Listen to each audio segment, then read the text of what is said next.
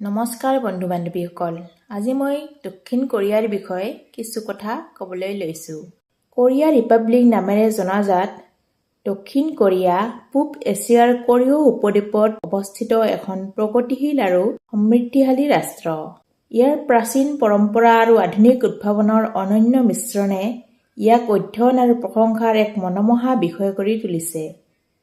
আজি মই দক্ষিণ কোৰিয়াৰ ইতিহাস, সংস্কৃতি, অৰ্থনীতি আৰু গোটেই বিশ্বত এই দেশৰ প্ৰভাৱক লৈ দক্ষিণ কোৰিয়াৰ এক আভাস প্ৰদান কৰিবলৈ বিচাৰিছোঁ।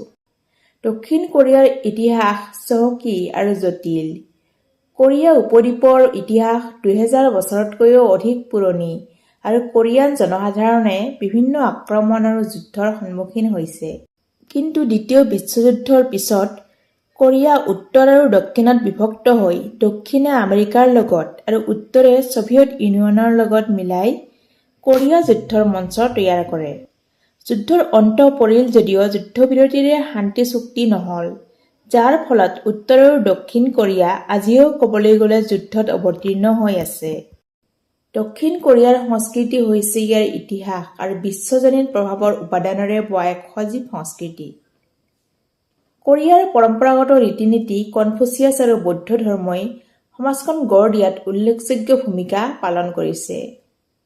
আন্তঃৰাষ্ট্ৰীয় স্বীকৃতি লাভ কৰা কিমচি, বুলগগি, বিবিম্বাপ আদি খাদ্যকে ধৰি অন্যান্য খাদ্যৰ বাবেও এই জাতিটো পৰিচিত।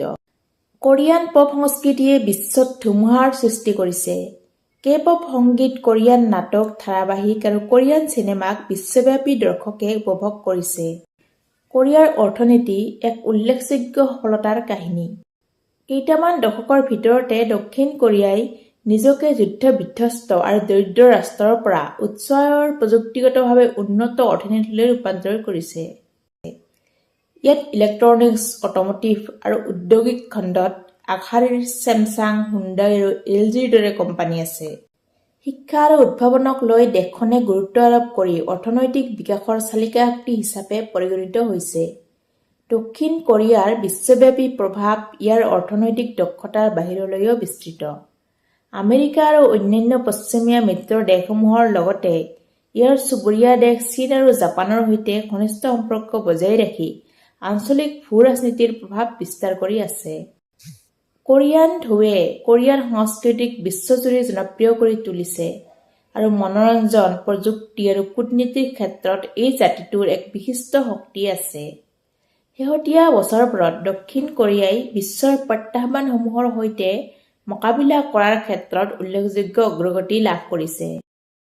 উত্তৰ কোৰিয়াৰ সৈতে কূটনীতিৰ প্ৰসাৰৰ ক্ষেত্ৰত ই সক্ৰিয় হৈ আছে, যাৰ লক্ষ্য হৈছে উত্তেজনা হ্ৰাস কৰা আৰু শান্তিপূৰ্ণ পুনৰ একত্ৰীকৰণ লাভ কৰা। ইয়াৰ উপৰিও জলবায়ু পৰিৱৰ্তনৰ আলোচনা আৰু নৱীকৰণযোগ্য শক্তি প্ৰযুক্তিৰ বিকাশৰ ক্ষেত্ৰত দেশখনে আগবাঢ়ি আহিছে। দক্ষিণ কোৰিয়াৰ এই কৃতিত্বৰ লগতে কিছু প্ৰত্যাহ্বানো আহিছে।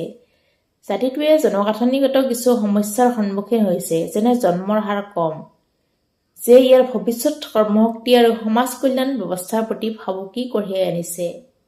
তদুপৰি উত্তৰ কোৰিয়াৰ সৈতে চলি থকা বিভাজন এতিয়াও এক জটিল আৰু অমীমাংসিত বিষয় হৈয়ে আছে। সামৰণিত ক'ব পাৰি যে দক্ষিণ কোৰিয়া হৈছে আকৰ্ষণীয় বৈপৰীত্যৰ এক জাতি। ইয়াৰ ইতিহাস, প্ৰাচীন পৰম্পৰা আৰু আধুনিক বিশ্বৰ প্ৰত্যাহ্বান দুয়োটাৰে চিহ্নিত। গতিশীল সংস্কৃতি, অৰ্থনৈতিক সফলতা আৰু বিশ্বব্যাপী প্ৰভাৱে ইয়াক অধ্যয়নৰ বাবে এক জটিল বিষয় কৰি তুলিছে। দক্ষিণ কোৰিয়াৰ স্থিতিস্থাপকতা আৰু অভিযোজন ক্ষমতাই ইয়াক দ্ৰুতগতিত পৰিৱৰ্তিত বিশ্ব পৰিৱেশত লাভৱান হ'বলৈ অৰিহণা যোগাইছে আৰু বিশ্বৰ মঞ্চত ই এক বৃহৎ তাৎপৰ্যপূৰ্ণ জাতিত পৰিণত হৈছে। বন্ধু বান্ধৱীসকল, যদি ভিডিঅ'টো ভাল লাগিছে তেনেহ'লে কমেণ্টৰ জৰিয়তে জনাওক আৰু অধিক এনেধৰণৰ ভিডিঅ'ৰ বাবে আমাৰ চেনেলটো ছাবস্ক্ৰাইব কৰিবলৈ নাপাহৰিব।